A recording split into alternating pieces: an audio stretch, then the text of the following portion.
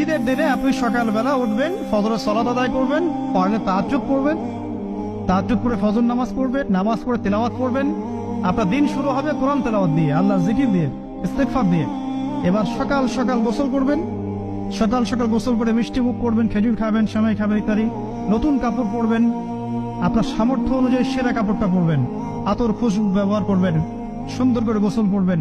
পরিবারের সবাইকে নিয়ে আপনি ঈদগাহে যাবেন, তাকবীর দিবেন, আল্লাহু আকবার, আল্লাহু আকবার, লা ইলাহা ইল্লাল্লাহ, ওয়াল্লাহু আকবার, আল্লাহু আকবার, ওয়ালিল্লাহিল হামদ, আল্লাহু আকবার কাবীরা, ওয়ালহামদুলিল্লাহি কাসীরা, সুবহানাল্লাহি বুকরাতাও ওয়া আসীলা।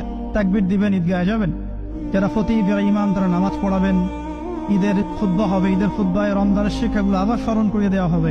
এইগুলো আমরা সারা বছর ধরে রাখতে পারি, আমরা যেন ভুলে না যাই। সাবস্ক্রাইব করবেন না, শেয়ার করবেন না।